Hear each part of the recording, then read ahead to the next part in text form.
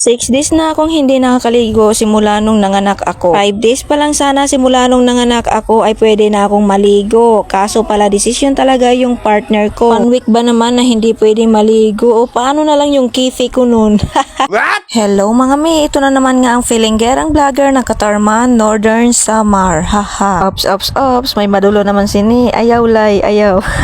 Charis. What? Pagkatapos ko nga dyan tanggalin yung kulambo ay nagsuklay na ako dito. Syempre hindi bu yung pagkababae natin pag hindi tayo nakasuklay ng umaga. Huy. Hirapan nga talaga ako magsuklay dyan sa buko dahil nagsisidikitan na sila. Paano ba naman kasi 6 days din akong hindi nagsuklay. May nakapagsabi kasi sa akin na bawal daw magsuklay yung bagong panganak. At dahil masunurin tayo kaya sinunod ko naman mga mima. Hindi naman siguro mababawasan yung bulbul natin kung pakikinggan natin sila, di ba? What?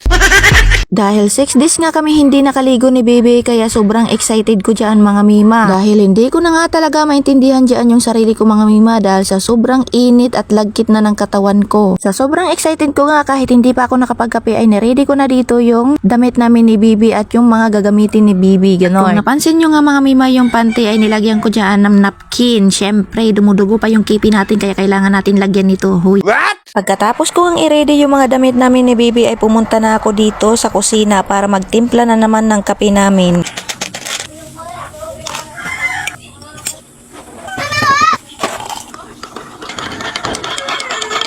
Nang matapos nga ako magtimpla ng kape ay pumunta muna ako dito sa loob ng kwarto para tingnan itong anak ko. Nang masiguro ko nga na okay naman siya at tulog pa ay lumabas na ako para ipagpatuloy yung pagkakape ko. Ang kapares ko nga sa gatas dyan mga mima ay Skyflix lang. Loki tayo ngayon kaya okay na yan. Ang importante may malamon tayo kapag nagugutom tayo, huy. Charis. Wow! Tinawag ko nga itong dalawang anak ko para makapagkape na sila. Ayaw pa nga talagang lumapit dahil ayaw nila sa gatas. Yung gusto kasi nila yung may halong kupis tea. Dahil ako nga yung nanay nila kaya wala na din silang nagawa. Natakot ba naman sa maladragon kong mukha? What? Dumating na nga yung magpapaligo sa akin kaya nagpainit na ako dito ng tubig. Lalagyan nga yan mamaya ng dahon-dahon pag kumulo na. Hindi ko nga alam yung mga pangalan ng mga dahon-dahon na ilalagay kaya wag nyo nang itanong sa akin. Ang importante ay makakaligo na ako ngayon. Huy! Wow! Nang matapos ko ngang maisalang yung ipapakulo kong tubig ay tama-tama naman umiyak itong anak ko. Kinuha ko nga muna at pinadidi habang inuubos itong gatas na natira ko kanina. After 30 minutes nga ay kumulo na din yung tubig na pinapakulo ko kanina. Nagpasuyo nga lang ako dyan sa pamangkin ko para bumbahan ako para ihalo dito sa mainit na tubig. Yung ibang dahon-dahon nga na pinakulo dyan sa tubig ay nilagay dito sa inuupuan ko. Ganito nga talaga yung pagpapaligo sa probinsya pag bagong panganak. I-comment nga sa baba kung ganito rin yung pagpapaligo ninyo. Pagkatapos ko ngang maligo ay pinadede ko muna si baby dito dahil umiiyak na. Kailangan ko nga munang patulugin si baby dahil hihilutin pa yung buong katawan ko. Ginawa ko na nga ang lahat para makatulog lang siya. Sinayaw-sayaw ko na, kinantahan ko na pero